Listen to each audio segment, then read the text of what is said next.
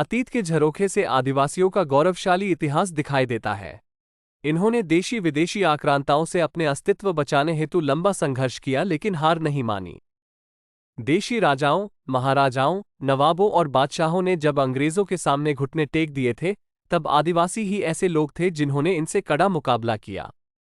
अंग्रेजों ने जब आदिवासी क्षेत्रों में घुसने और इनकी स्वावलंबी अर्थव्यवस्था, सामाजिक व्यवस्था, रीति रिवाजों, संस्कृति, स्वायत्ता को बर्बाद करने के प्रयास किए, तो अंग्रेजों तथा उनके सहयोगी देशी राजाओं, नवाबों, जमींदारों, साहूकारों, ठेकेदारों तथा अधिकारियों को आदिवासियों के कड़े विद्रोहों का सामना करना पड़ा।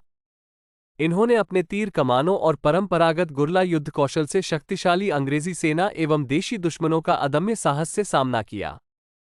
आदिवासियों ने अनेकों आंदोलन और विद्रोह किए और कुर्बानियां दी, जिनका उद्देश्य अस्तित्व बचाने से लेकर अंग्रेज भगाने तक रहा है। लेकिन इन सब के बारे में इतिहास मौन है। अंग्रेजों ने आदिवासियों के स्वावलंबी सामाजिक और आर्थिक ढांचे को ढहाने की अनेकों घिनौनी चालें चली, जिनका संक्षिप्त विवरण नीचे दिया गया है। 1. आदिवासियों की सामुदायिक एकता तोड़ने और इनकी संस्कृति से छेड़छाड़ के लिए मिशनरियों को आदिवासी क्षेत्रों में घुसाया। मिशनरियों ने शिक्षा व स्वास्थ्य सुविधाओं के माध्यम से आदिवासियों को धर्म परिवर्तन के लिए प्रोत्साहित किया। 2.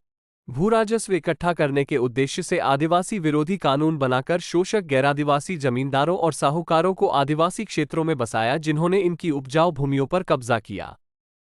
अंग्रेज समर्थित बनिए, बिचौलियों, जमींदारों एवं साहूकारों ने आदिवासियों का शोषण किया तथा उनकी परंपरागत स्वावलंबी अर्थव्यवस्था को बर्बाद किया।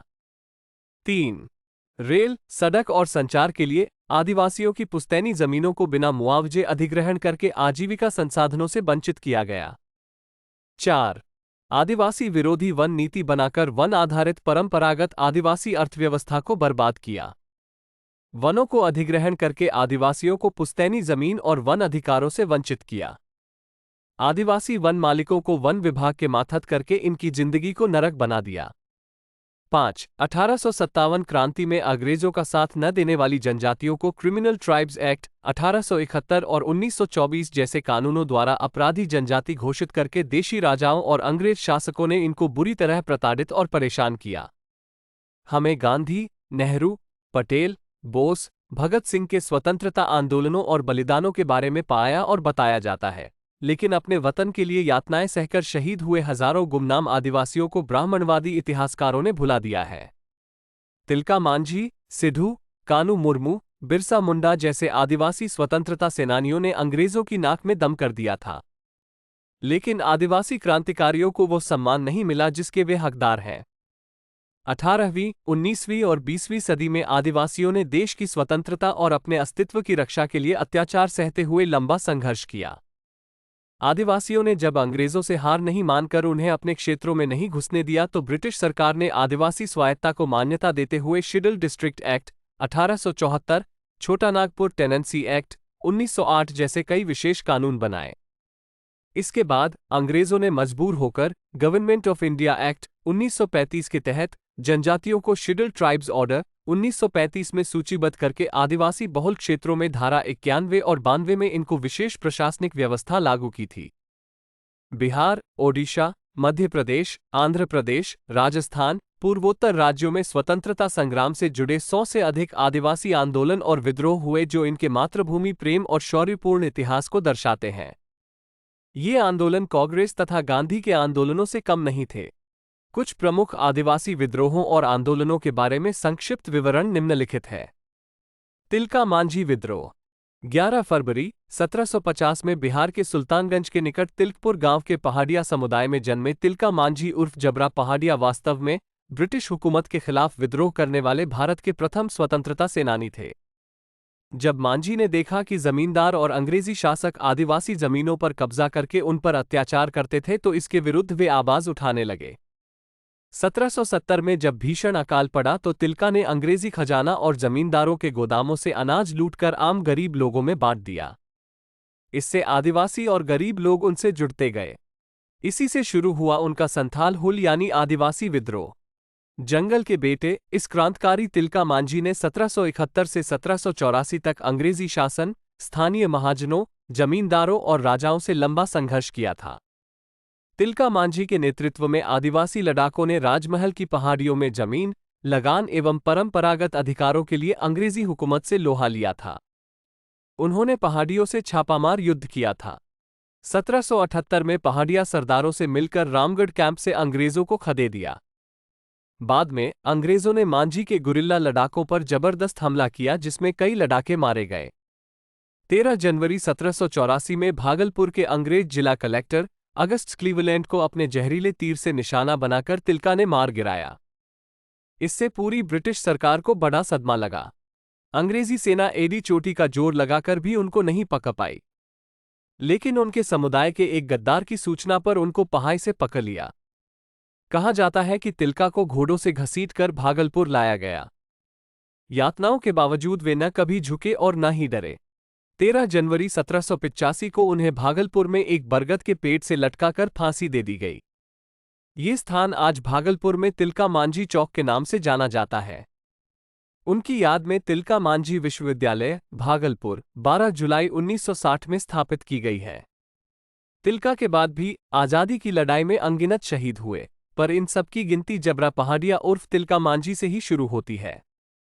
न जाने कितने ही आदिवासी लड़ाके तिलका मांझी के गीत गाते हुए फांसी के फंदे पर चढ़ गए, लेकिन संकीर्ण मानसिकता ग्रसित ब्राह्मणवादी इतिहासकारों ने उनको वो सम्मान नहीं दिया जिसके वे हकदार हैं।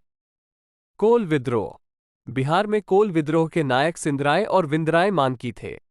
1857 के प्रथम स्वतंत्रता संग्राम के 26 वर्ष पूर्व 1831 में झारखंड के सिंहभूम, रांची और पलामू क्षेत्र की कोल, हो, मुंडा और उरांव जनजातियों ने उनके नेतृत्व में अंग्रेजों के खिलाफ विकराल विद्रोह किया था। इस विद्रोह के मूल कारणों में अंग्रेजों की मदद से आदिवासियों की जमीनों का बाहरी लोगों, डिकुओं द्वारा अवैध कब्जा, जमींदारों द्वारा जबरन लगान वसूल करना और महाजनों व अन्य लोगों द्वारा मामूली कर्ज देकर आदिवासियों को बंधुआ मजदूर बनाना, संस्कृति से छेड़छाड़ करना और उनकी लड़कियों व औरतों का बलात्कार, शोषण एवं अत्याचार शामिल थे। 1821 में कर्नल रिचर्ड्स के नेतृत्व में ब्रिटिश सेना ने जब बिहार के कोल एवं हो जनजाति बाहुल्य छोटानागपुर के सिंहभूम क्षेत्र में प्रवेश करने का प्रयास किया तो उनको लंबे समय तक आदिवासियों के परंपरागत हथियार तीर कमानों के कड़े विरोध का सामना करना पड़ा। 1831 तक यह विद्रोह रांची, हजारीबाग, पलामू जिलों तथा निकटवर्ती क्षेत्रों में फैल गया। अंततः 19 मार्च 1932 को कैप्टन विल्किंसन के नेतृत्व में अंग्रेजी सशस्त्र सेना की सहायता से इस विद्रोह को दबा दिया गया। आमतौर पर यह विद्रोह कोल विद्रोह और यह क्षेत्र कोल्हान के नाम से जाना जाता है। कोल विद्रोह के पश्चात अंग्रेजों ने यह महसूस किया कि बंगाल और बिहार के लिए नियत आम कानून आदिवासी क्षेत्रों के लिए अनुकूल नहीं है।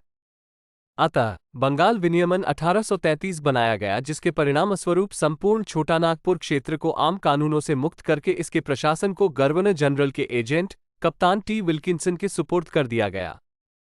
विल्किंसन ने इस क्षेत्र में न्यायिक प्रशासन के लिए विशेष नियमावली बनाई, जिसे सामान्यतः विल्किंसन नियमावली 1837 के नाम से जाना जाता है।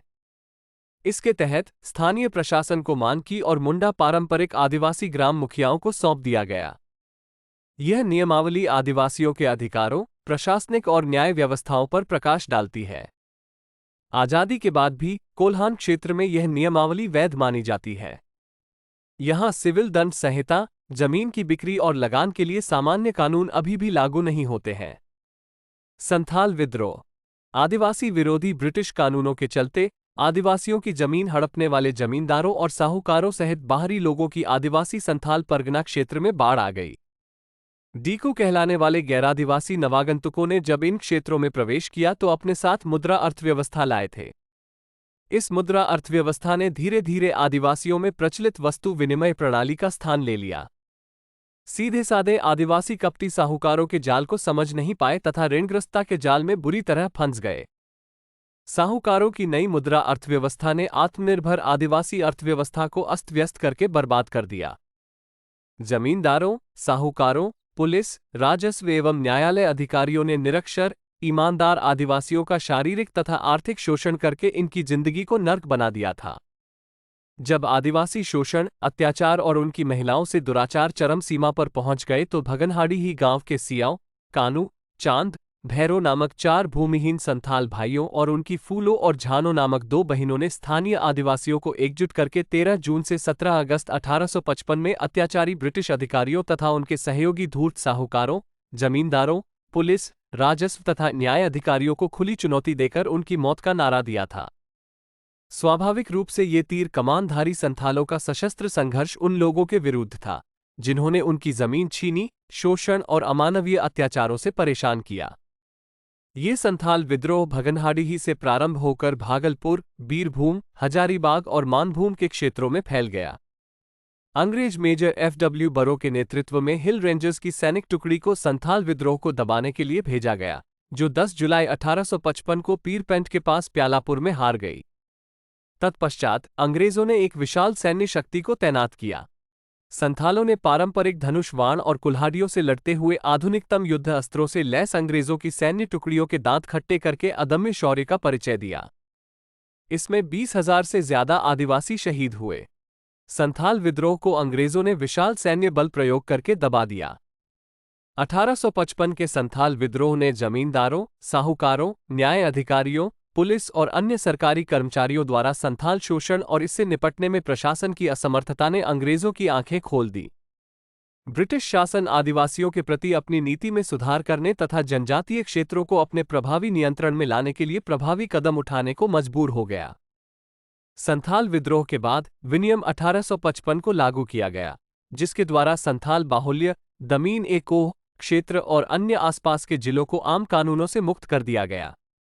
दमीन ए कोह क्षेत्र को भागलपुर एवं बीरभूम जिलों से अलग करके संथाल परगना नामक एक नया जिला बनाया गया, जिसे दुमका, गोड्डा, देवधर एवं राजमहल नामक 4 उपजिलों में बांटा गया। इसे सिविल एवं आपराधिक न्याय शक्तिधारी एक उपायुक्त और 4 सहायक आयुक्तों के तहत रखा गया। 1855 के विनियम का अनुकरण पुलिस नियमावली 1856 द्वारा किया गया, जिसमें गांवों में मुखिया प्रथा को मान्यता देकर ग्राम अधिकारियों को पुलिस शक्तियां प्रदान की गई। इस प्रकार एक गैर विनियम व्यवस्था द्वारा जनता और उनके शासकों के बीच सीधा संपर्क बनाया गया। इस व्यवस्था के मुख्य सिद्धांत निम्नानुसार थे। 1. आदिवासियों और सहायक आयुक्तों के बीच किसी भी बिचौलिए का न होना। 2. शिकायतों को बिना लिखित अर्जी के मौखिक रूप से किया जाना। 3. सभी अपराध संबंधी मामलों का फैसला आदिवासियों की सहायता से किया जाना। संथाल विद्रोह वास्तव में आदिवासियों का अंग्रेजों के अत्याचार, शोषण, अन्याय और अंग्रेजी हुकूमत के विरुद्ध एक संग्राम था। यह विद्रोह एक क्रांतिकारी घटना थी। इतिहास में इसे भारत के प्रथम स्वतंत्रता संग्राम के रूप में दर्ज किया जाना चाहिए। तांतिया भील विद्रोह। तांतिया भील का जन्म 26 जनवरी 1840 में तत्कालीन मध्य प्रांत के पूर्वी निमाड़, वर्तमान खंडवा की पंधाना तहसील के बडाडा गांव के भील आदिवासी समुदाय में हुआ था। गुरिल्ला युद्ध के महारथी तांतिया भील अंग्रेजों की छत्रछाया में फलने फूलने वाले जमाखोरों, सूदखोरों, जमींदारों और अंग्रेज अधिकारियों की नींद हराम करके 1878 और 1889 के बीच ब्रिटिश भारत में एक निडर क्रांतिकारी बना था। वह आज़ादी के उन नायकों में शामिल हैं जिन्होंने आखिरी सांस तक अंग्रेजी सत्ता के खिलाफ संघर्ष जारी रखा। वो जमाखोरों से लूटे अनाज और माल को गरीबों में बांट देने के कारण इतना लोकप्रिय हो गया था कि लोग प्यार से उन्हें मामा कहते थे। हालांकि 4 दिसंबर 1889 को उन्हें फांसी दे दी। विदेशी हुकूमत के खिलाफ संघर्ष की अखंड ज्योति उन्हें कभी मरने नहीं देगी। अंग्रेजों ने उन्हें भारत का रॉबिन हुड बताया, जो उनकी बहादुरी को बयान करता है। बिरसा विद्रोह। बिरसा विद्रोह के प्रणेता बिरसा मुंडा थे। यह विद्रोह जमींदारों, साहूकारों और अंग्रेजी शासन के आदिवासी शोषण, अत्याचार और मिशनरियों द्वारा आदिवासियों को ईसाई धर्म में परिवर्तन के विरुद्ध निर्देशित था। बिरसा ने महसूस किया कि जमींदार, ठेकेदार, साहूकार और ब्रिटिश शासक आदिवासियों को शोषण और अत्याचारों से सता रहे थे। इनसे मुक्ति के लिए नौजवान बिरसा ने बिखरे हुए आदिवासियों को सामाजिक, आर्थिक और राजनीतिक स्तर पर संगठित किया। सामाजिक स्तर पर आदिवासियों को ब्राह्मणवादी अंधविश्वासों, पाखंडों और मिशनरियों के प्रलोभनों के विरोध में जागरूक किया। शिक्षा का महत्व समझाकर बच्चों को स्कूल भेजने प्रेरित किया। आदिवासियों का व्यापक रूप से ईसाई धर्म में परिवर्तन इस विश्वास पर किया गया कि ईसाई बन जाने पर मिशनरियों द्वारा जमींदारों और साहूकारों से उनकी रक्षा की जाएगी। लेकिन जब ऐसा नहीं हुआ तो आदिवासियों को ईसाईपन के प्रलोभन से मुक्त कराने के लिए बिरसा मुंडा ने एक नए धर्म का शुभारंभ किया, जो कि हिंदूवाद और ईसाई धर्म का सम्मिश्रण था। इस धर्म का कोई निश्चित नाम नहीं था। ये बिरसा के विचारों पर आधारित एक जन आंदोलन था, जो बाद में बिरसा आंदोलन के नाम से प्रचलित हुआ। इसके जरिए मुंडा और अन्य जनजातियों के ऊपर अपना असाधारण प्रभाव हुआ। आर्थिक स्तर पर बिरसा ने आदिवासियों में बेगाड़ मुक्ति चेतना जगाई और लगान विरोधी आवाज उठाई। परिणामस्वरूप जमींदारों और जागीरदारों के घरों और खेतों में काम ठप हो गया। ठेकेदारों द्वारा आदिवासियों के जरिए अवैध वन कटाई काम भी रुक गया। राजनैतिक स्तर पर बिरसा युवा नेता ने आदिवासियों को ब्रिटिश दमनकारी कानूनों और आदेशों के विरोध में जागरूक किया। अंग्रेजों के गलत आदेशों को ना मानने को कहा। सन 1895 में मुंडाओं ने उनके नेतृत्व में विद्रोह किया। अन्य जनजातियों ने भी उनका साथ दिया तथा एकजुट होकर शोषण व अत्याचारों का विरोध किया। बिरसा के बढ़ते प्रभाव से घबराए ब्रिटिश सरकार ने इस विद्रोह को दबाने के लिए सैन्य बल प्रयोग किया। बिरसा को धोखे से पकड़कर जेल में डाल दिया गया, जहां उनकी मौत हो गई। जेल में बिरसा मुंडा की संदेहास्पद मृत्यु के पश्चात यह आंदोलन कुछ शांत हो गया। ऐसा विश्वास किया जाता है कि ब्रिटिश सरकार द्वारा उन्हें जेल में जहर दिया गया, जिससे वे 9 जून 1900 में जेल में ही शहीद हो गए। इस महान सपूत ने 25 वर्ष की उम्र में इतिहास रच दिया। 15 नवंबर 1875 में बिहार, वर्तमान झारखंड में खूंटी जिले के छोटे से गांव उलिहातू में जन्मे बिरसा मुंडा भारतीय इतिहास में एक ऐसे महानायक थे जिन्होंने 25 वर्ष के जीवनकाल में अपने क्रांतिकारी चिंतन से शोषित, वंचित आदिवासी समाज को संगठित करके बर्बर ब्रिटिश शासकों और उनके सहयोगी अत्याचारी देशी राजाओं, जमींदारों, साहूकारों के छक्के छुड़ा दिए। उन्होंने ब्रिटिश शासन और आदिवासियों की दशा और दिशा बदल दी। बिहार के छोटानागपुर क्षेत्र में बिरसा विद्रोह एवं ऐसे अन्य विद्रोहों के परिणामस्वरूप अंग्रेजों द्वारा आदिवासियों के भूमि संबंधी कई सुधार किए। भूमि रिकॉर्ड को पूरा करने तथा उनके भूमि अधिकारों की सुरक्षा करने के सुधारात्मक कदम उठाए गए। आदिवासी भूमि स्वामित्व को सुरक्षा प्रदान करने के लिए छोटानागपुर काश्तकारी अधिनियम 1908 बनाया गया। इससे आदिवासी भूमि का गैरादिवासियों को हस्तांतरण निषेध किया गया। ये भूमि कानून आज भी लागू है। अल्लूरी सीताराम राजू विद्रोह। आंध्र प्रदेश में ब्रिटिश सरकार, देशी जमींदारों एवं साहूकारों द्वारा आदिवासी शोषण के खिलाफ 1862 से 1879 के बीच कई विद्रोह हुए। अल्लूरी सीताराम राजू इनके प्रमुख प्रणेता थे। ये विद्रोह मुट्टादारों यानी जमींदारों के खिलाफ थे, जिन्हें ब्रिटिश सरकार द्वारा लगान वसूली के लिए बिचौलिए के रूप में नियुक्त किया गया था। मुट्टादारों ने आदिवासियों का वेट्टी, बलात यानी बंधुआ और बेगारी प्रथा के तहत शोषण किया और उनकी उपजाऊ जमीनों को नाजायज तरीके से अपने कब्जे में ले लिया। इस प्रथा में जमींदारों द्वारा आदिवासियों को बेगारी करने के लिए बलपूर्वक मजबूर किया जाता था। मना करने पर उन्हें अनेक तरह से सताया और प्रताड़ित किया जाता था। इन विद्रोहों ने आदिवासियों की दयनीय अवस्था के प्रति ब्रिटिश शासन का ध्यान आकर्षित करके उन्हें उनकी जमीन के अधिकार की रक्षा करने एवं शोषण के खिलाफ उनकी सुरक्षा करने के लिए विशेष कानून बनाने को बाध्य किया। भूया और जुआंग आदिवासी विद्रोह। ओडिशा के केउंझर क्षेत्र के भूया और जुआंग आदिवासियों ने अंग्रेज समर्थित राजा के सामंतवादी एवं दमनकारी शासन के विरोध में 2 विद्रोह किए, जिसमें पहला 1867 में और दूसरा 1891 में हुआ। इनके परिणामस्वरूप अंग्रेजों ने आदिवासी क्षेत्रों के प्रशासन में सुधारने के कई कदम उठाए तथा आदिवासी परंपराओं, रीति रिवाजों और जीवनचर्या के प्रति गैरदखलंदाजी की नीति अपनाई। एक उच्च ब्रिटिश अधिकारी को कुछ वर्षों के लिए केउंझर प्रशासन का पर्यवेक्षण करने के लिए नियुक्त किया गया। आदिवासी समस्याओं के समाधान तथा इनके भूमि अधिकारों की सुरक्षा के लिए विशेष कानून बनाए। आदिवासी क्षेत्रों में शांति स्थापित करने के लिए इनको आम कानूनों के अमल से मुक्त करके गैरविनियमन क्षेत्र बनाया गया। राजस्थान में मांगड़ धाम भील आंदोलन। राजस्थान में अंग्रेजी गुलामी और देशी रजवाड़ों के सामंती उत्पीड़न, शोषण, बेगारी प्रथा एवं कुरीतियों से मुक्ति के लिए महान समाज सुधारक गोविंद गुरु ने भीलों का भगत आंदोलन चलाया था। गोविंद गुरु ने 1881 में संपा सभा नामक धार्मिक एवं सांस्कृतिक संगठन बनाया, जिसके राजस्थान, गुजरात और मध्य प्रदेश में लाखों आदिवासी अनुयायी बन गए। उनकी अगुवाई में भील मांगड़ पहाड़ की पावन भूमि पर धूनी लगाकर धार्मिक एवं सांस्कृतिक कार्यक्रम किया करते थे। इनके माध्यम से आदिवासियों को बेगारी, मांस, मदिरा, चोरी, मृत्युभोज छोड़ने, जमींदारों और साहूकारों को मनमानी लगान तथा ब्याज नहीं देने, अंग्रेजों तथा देशी रजवाड़ों के दमनकारी आदेश न मानने, बच्चों को शिक्षित बनाने के बारे में प्रचार किया जाता था। गोविंद गुरु ने गांवों में घूम घूम कर गुलामी, दमन और बेगाड़ के विरोध में निडर होकर आवाज उठाने के लिए आदिवासियों में जागरूकता पैदा की थी। गोविंद गुरु के विचारों से प्रभावित होकर 1908 के बाद मानगढ़ धाम में हर साल नवंबर के महीने में आदिवासी बड़ी संख्या में एकत्र होकर हवन, पूजन, धूनी तथा सामाजिक सुधार कार्यक्रमों में सक्रिय होने लगे। आदिवासी संगठन की बती शक्ति और गोविंद गुरु के जागरूकता अभियान की बती लोकप्रियता से शोषक जमींदारों, साहूकारों और रजवाड़ों में बेचैनी बढ़ गई और वे इससे निरंकुश शासन, शोषण एवं बेगारी को खतरा महसूस करने लगे। उन्होंने गोविंद गुरु को आंदोलन की राह छोड़कर ऐशो आराम की जिंदगी जीने के लिए प्रलोभनकारी प्रयास किए। इनमें विफल होने के बाद आंदोलन को दबाने के लिए गोविंद गुरु को देशद्रोही बनाने की षड्यंत्रकारी योजना बनाकर यह मिथ्या प्रचार किया गया कि वे स्थानीय रियासतों और अंग्रेजों का राज खत्म करके भीलों के लिए नया भीलिस्तान प्रांत बनाना चाहते हैं। इस षड्यंत्र को अंजाम देने के लिए मानगढ़ में चल रहे विशाल सामाजिक और धार्मिक सम्मेलन को चुना गया, जिसमें राजस्थान, गुजरात और मध्य प्रदेश से आए लाखों आदिवासी शांतिपूर्ण ढंग से धार्मिक, धूनी और सांस्कृतिक कार्यक्रमों में व्यस्त थे। 17 नवंबर 1913 को अंग्रेज colonel Shatton, major Hamilton, major S.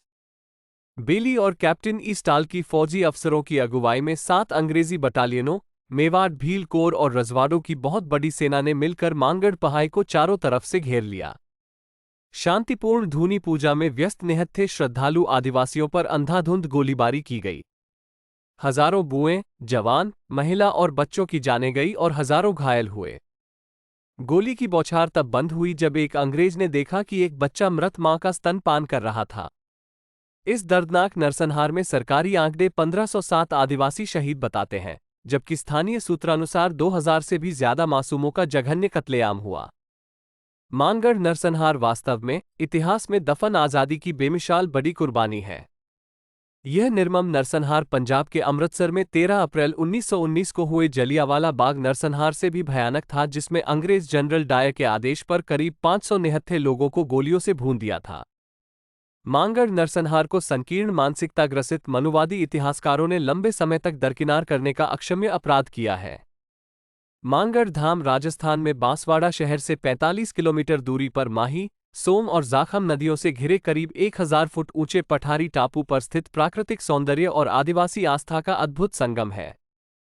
ये राजस्थान, गुजरात और मध्य प्रदेश राज्यों की सीमा संगम पर अरावली पर्वत श्रृंखला में दक्षिण राजस्थान का भील आदिवासी बहुल अनुसूचित क्षेत्र है। अब मानगढ़ का ये शहीद स्थल आदिवासियों के लिए मानगढ़ धाम के नाम से एक प्रसिद्ध तीर्थ स्थल बन गया है। यहाँ हर साल आदिवासियों का 5 दिन लंबा महाकुंभ मेला लगता है, जिसमें राजस्थान, गुजरात और मध्य प्रदेश राज्यों के दूरदराज क्षेत्रों से लाखों आदिवासी आकर पवित्र नदियों में स्नान और अनेकों सांस्कृतिक कार्यक्रम करते हैं।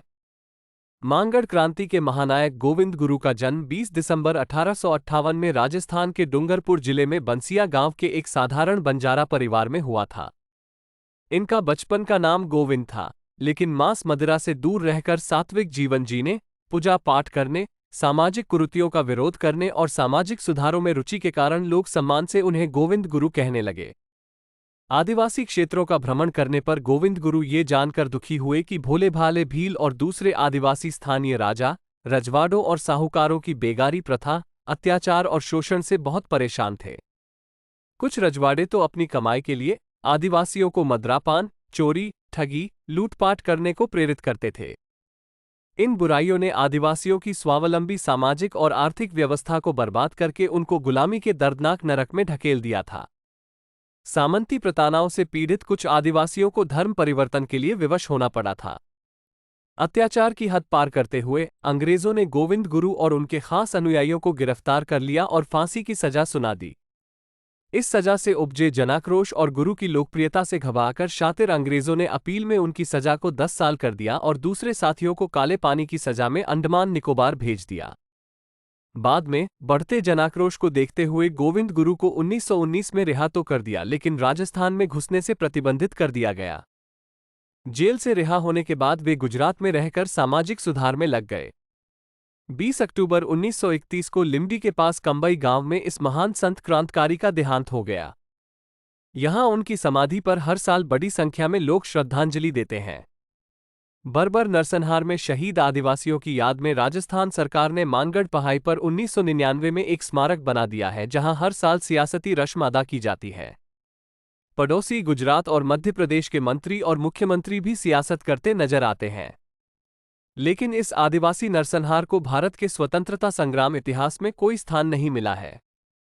पूर्वोत्तर क्षेत्र में जनजातीय आंदोलन एवं विद्रोह अपनी अनन्य भौगोलिक, राजनीतिक स्थिति और ऐतिहासिक पृष्ठभूमि के कारण पूर्वोत्तर क्षेत्र के असम, अरुणाचल प्रदेश, मणिपुर, मेघालय, मिजोरम, नागालैंड, त्रिपुरा राज्यों में जनजातीय आंदोलन देश के अन्य क्षेत्रों के आंदोलनों एवं विद्रोहों से भिन्न है। इन राज्यों में संविधान की 6ठी अनुसूची सहित विशेष प्रशासनिक व्यवस्था तथा जनजातीय जनसंख्या बहुलता के कारण इनकी सामाजिक, आर्थिक और प्रशासनिक व्यवस्था आनुपातिक रूप से सुरक्षित है। देश के अन्य क्षेत्रों की जनजातियों की तरह इन्हें अपनी पहचान बनाए रखने के लिए किसी प्रकार के भय का सामना नहीं करना पड़ा। इनकी सामाजिक प्रथाएं सापेक्षिक रूप से यथावत हैं। इस क्षेत्र में जनजातीय आंदोलनों और विद्रोहों का उद्देश्य स्वायत्तता से लेकर स्वतंत्रता प्राप्त करना रहा, जिनके माध्यम संवैधानिक तरीके से लेकर सशस्त्र विद्रोह तक रहे हैं। पूर्वोत्तर आंदोलनों के पीछे प्रमुख कारण भौगोलिक, राजनीतिक एवं प्रशासनिक हैं, जबकि मध्य भारत में भू हस्तांतरण, शोषण, सांस्कृतिक पहचान, सामाजिक और आर्थिक हैं। इनमें से जेलियांगरोंग आंदोलन राष्ट्रीय स्वतंत्रता संग्राम के दौरान गांधीजी के सविनय अवज्ञा आंदोलन से जुड़ा हुआ माना जाता है, जिसका संक्षिप्त विवेचन निम्नलिखित है। मणिपुर में जेलियांगरोंग आंदोलन। वर्ष 1891 में मणिपुर पर ब्रिटिश विजय के साथ ही पर्वतीय जनजातियों के ऊपर ब्रिटिश सरकार का सीधा प्रशासन हो गया, जिसका जनजातियों ने विरोध किया। इस परिस्थिति में 1920 में जादोनोग रांगमेई नामक एक युवा नगा नेता का अभ्युदय हुआ। उन्होंने सामाजिक एकता, धार्मिक सुधार, अंग्रेजों से सुरक्षा के लिए कार्य किया। इसके तहत उसने विदेशी ब्रिटिश शासकों को देश से बाहर खदेने के लिए ग्रामीणों का समर्थन जुटाकर अवज्ञा आंदोलन आरंभ किया। लेकिन अंग्रेजों ने जादोनोग को एक षड्यंत्र रचकर हत्या के मामले में फंसाकर जब 29 अगस्त 1931 को फांसी दे दी। इसके बाद उनकी चचेरी बहन रानी गाइदिल्यू ने आंदोलन की बागडोर संभाली और अंग्रेजी शासन विरोधी गतिविधियों को आगे बढ़ाया। ब्रिटिश शासन ने 1932 में किशोरी रानी गाइदिल्यू को गिरफ्तार करके विद्रोह को दबा दिया और उन्हें आजीवन कारावास की सजा सुनाई गई। 1947 में आजादी के बाद भारत के प्रथम प्रधानमंत्री पंडित जवाहरलाल नेहरू के प्रयासों से उन्हें रिहा किया गया। दमनकारी कानूनों की अवज्ञा का भाव जगाकर गाइदिल्यू ब्रिटिश शासन के विरुद्ध संग्राम और गांधीजी के सविनय अवज्ञा आंदोलन के बीच एक सामंजस्य स्थापित करने में सफल रहीं। यह आंदोलन उपनिवेशवादी दमन के विरुद्ध पूर्ण रूप से अहिंसक राष्ट्रवादी रहा। 1915 में मणिपुर के रंगमेई गांव में जन्मी गाइदिल्यू का 1993 में निधन हो गया। स्वतंत्रता संग्राम में साहसपूर्ण योगदान के लिए उन्हें 1982 में पद्म भूषण से सम्मानित किया। 1996 में उनकी याद में डाक टिकट जारी किया गया। उपरोक्त विद्रोह और आंदोलन साबित करते हैं कि देश की आज़ादी और अपनी संस्कृति की सुरक्षा के लिए आदिवासियों ने विदेशी आक्रांताओं तथा उनके सहयोगी देशी शोषक शासकों के खिलाफ दीर्घकालिक संघर्ष किया और हार नहीं मानी। परिणामस्वरूप अंग्रेज शासकों ने बाध्य होकर आदिवासी क्षेत्रों के प्रशासन और विकास के लिए विशेष कानूनी प्रावधान किए, जिनमें से कुछ महत्वपूर्ण निम्नलिखित हैं। अनुसूचित जिला अधिनियम। इसके तहत स्थानीय शासन को अधिनियम में उल्लिखित क्षेत्रों के संबंध में यह निर्णय करने का अधिकार दिया गया कि इनमें कौन से कानून आदिवासियों पर लागू हों या नहीं हों। इस अधिनियम को सभी जनजातीय क्षेत्रों की समस्याओं को प्रशासनिक स्तर पर समाधान की दिशा में प्रथम महत्वपूर्ण कदम कहा जा सकता है। Government of India act. इसके तहत आदिवासी बहुल क्षेत्रों को निम्नांकित 2 श्रेणियों में विभाजित किया गया था। 1. पूर्णतः वर्जित क्षेत्र, जहां कानून बनाने का अधिकार गवर्नर जनरल परिषद को प्राप्त था। 2. संशोधित वर्जित क्षेत्र, जहां विधानमंडल द्वारा पारित कानून गवर्नर जनरल परिषद अथवा गवर्नर परिषद द्वारा तय तिथि और संशोधन के साथ लागू किया जा सकता था। Government of India act. इसके तहत आदिवासी बहुल पिछड़े क्षेत्रों को वर्जित और आंशिक वर्जित के रूप में वर्गीकृत किया गया।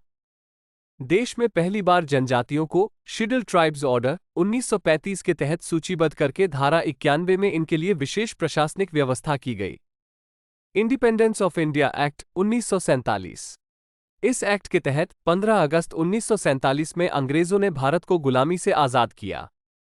15 अगस्त का दिन स्वयं Louis Francis Albert Victor Nicholas Mountbatten viceroy ने चुना था। ये दिन उनकी कमांड में बर्मा युद्ध में ब्रिटिश फौज की जापान फौज पर विजय से जुड़ा है, जिसे वे भारत की आज़ादी से जोड़कर यादगार बनाना चाहते थे। यह आज़ादी वास्तव में द्वितीय विश्व युद्ध में बर्बाद ब्रिटिश अर्थव्यवस्था, सुभाष चंद्र बोस की आज़ाद हिंद फौज, भारतीय नौसेना और थल सेना में बगावत, आदिवासी आंदोलनों एवं विद्रोहों जैसे ऐतिहासिक कारणों का मिलाजुला परिणाम थी। हालांकि मानवता के सबसे भयानक द्वितीय विश्व युद्ध में ब्रिटेन की जीत हुई, लेकिन ब्रिटेन को इसकी भारी कीमत चुकानी पड़ी। युद्ध से देश की अर्थव्यवस्था बुरी तरह बर्बाद हो गई। उद्योग धंधे चौपट हो गए। लाखों लोग बेरोजगार हो गए। लोग खाद्यान्न, ईंधन, गैस, कपड़े जैसी जरूरत की चीजों की कठोर राशनिंग से परेशान हो गए। महान देश जिसमें सूरज कभी अस्त नहीं होता था, गहरे असंतोष की चपेट में आ गया। युद्ध जीतने के बावजूद विंस्टन चर्चिल, प्रधानमंत्री की कंजर्वेटिव पार्टी 1945 के चुनावों में हार गई। क्लीमेंट एटली, प्रधानमंत्री की लेबर पार्टी सत्तासीन हो गई। युद्ध से उत्पन्न संकट के कारण एटली सरकार को ब्रिटिश साम्राज्य चलाना कठिन हो गया। ऐसे हालात में राजनैतिक घटनाक्रम तेजी से बदले। एटली ने औपनिवेशिक साम्राज्य को विघटन करने का ऐतिहासिक निर्णय लिया। जुलाई 1947 में ब्रिटिश संसद द्वारा पारित इंडिपेंडेंस ऑफ इंडिया एक्ट 1947 और ट्रांसफर ऑफ पावर एक्ट 1947 देश विभाजन और अधूरी आज़ादी की दर्दनाक कहानी बयान करते हैं। आदिवासियों के सदियों पुराने शोषण और देश की आज़ादी में इनके अतुल्य योगदान को ध्यान में रखते हुए संविधान शिल्पियों ने इनको मुख्य धारा में मिलाने हेतु सुरक्षा, विकास और प्रशासन के विशेष प्रावधान किए हैं। संवैधानिक गारंटियों के पीछे आदिवासियों के संघर्ष का लंबा इतिहास छुपा है। मनुवादी इतिहासकारों ने आदिवासियों के गौरवशाली इतिहास, आंदोलनों और विद्रोहों को दफन कर दिया है। आदिवासियों के गौरवशाली इतिहास को स्कूल, कॉलेज और यूनिवर्सिटी पाठ्यक्रमों में शामिल करके आज की युवा पीढ़ी को पढ़ाया जाए।